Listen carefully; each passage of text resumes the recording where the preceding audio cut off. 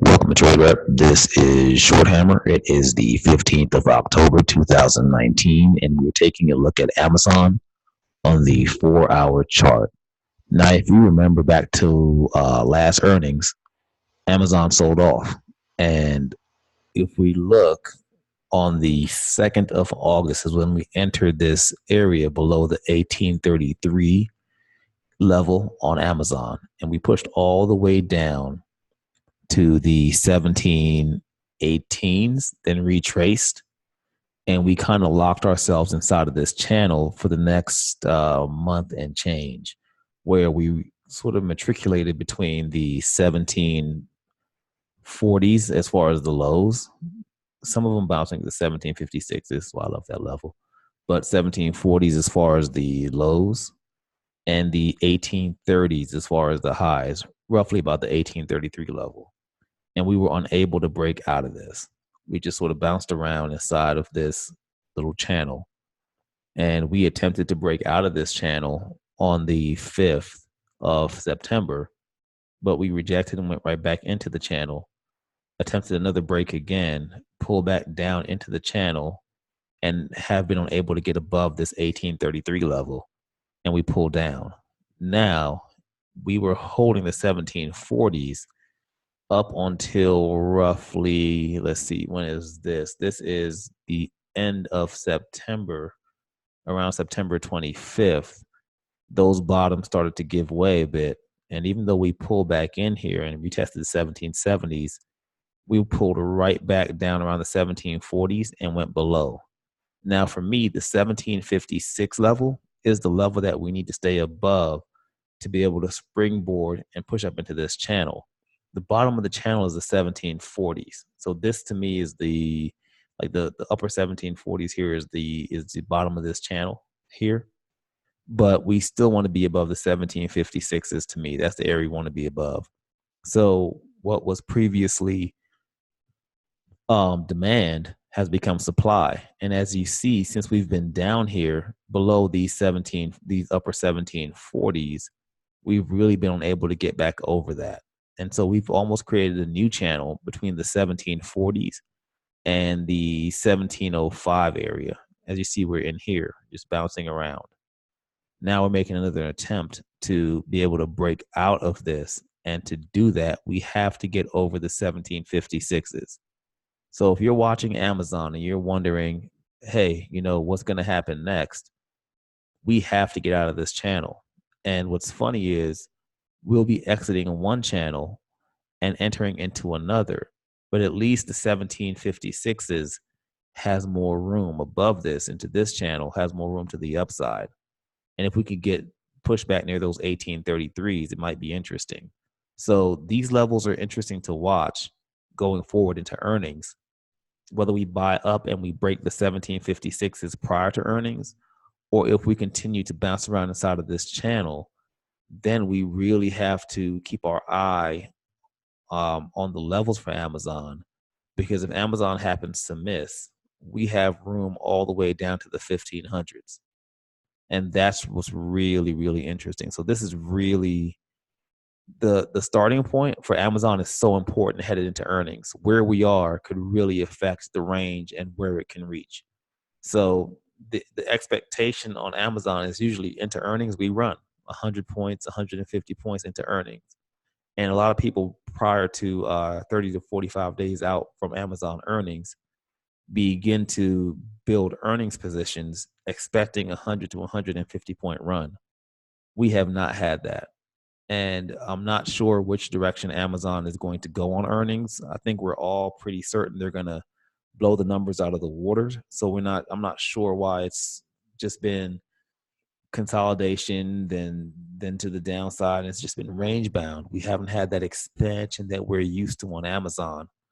But I would watch it carefully. With all this consolidation that we've had here, which is even a smaller range than we had here, I would expect a massive expansion on Amazon, either to the upside or to the downside. But I will definitely be keeping an eye on this heading into earnings to see which direction Amazon chooses. And they should start to begin releasing information just to pump this up before earnings, which I believe is what's this date?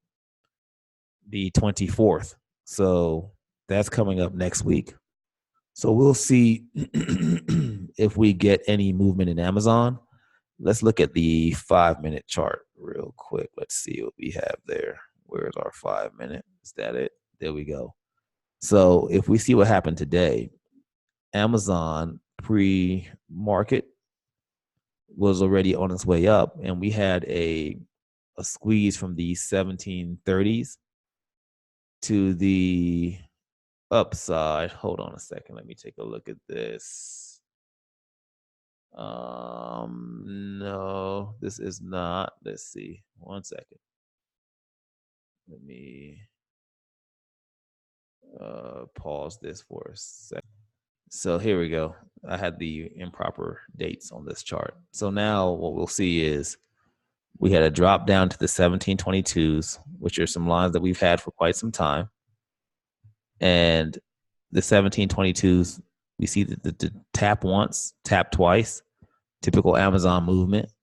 And we were bumping against the 1728.40s that had an explosion above that.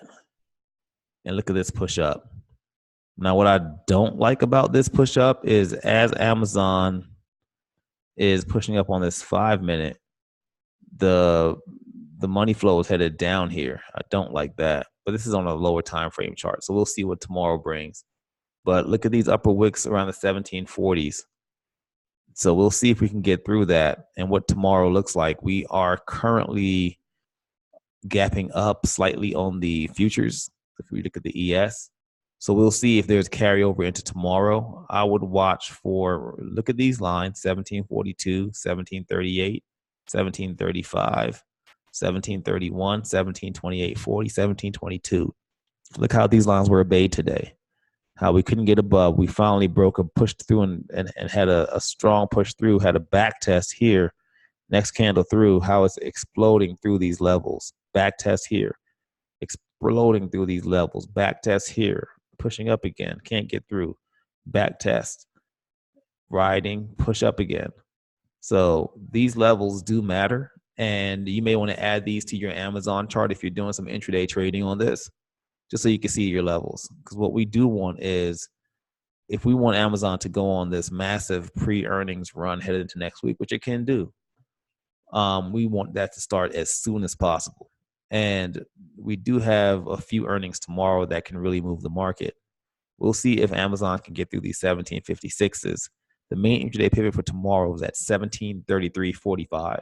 And it'd be great if that held up, or if we opened up, gapped up above today's highs. So if we can get a gap up above these 1740s and potentially be testing these 1756s, once we get over 1756, I wouldn't be surprised if we begin to squeeze. But we'll see how that plays out, because I look at Amazon as a day-by-day trader, just because you never know how it can have these wild swings lately and reacting to news that, even though it's ancillary to Amazon, it still causes Amazon to take strong movements, whether up or down. So I'll be watching tomorrow and seeing if we get above these levels and if we test the 1756s and what happens at that point. And if we don't have the strength to push up through this area, will we hold the 1722s? Will we fade through the bottom? So I'm going to be watching Amazon for either direction that it goes. But we have our levels and we have our lines that we can play, whether it be at 6 points, 7 points, 10 points, or 15 points. There is definitely some wiggle room between these lines. And these lines here are temporary. These pink lines are more permanent. And the supply-demand zones are permanent in and of themselves. Amazon has really just been hanging out, not really climbing and getting through these supply-demand zones for quite a bit of time. And so we'll see if we can get some expansion here, because we've been consolidating for weeks. And to me, Amazon, when it consolidates like that, it's just coiling for a massive movement.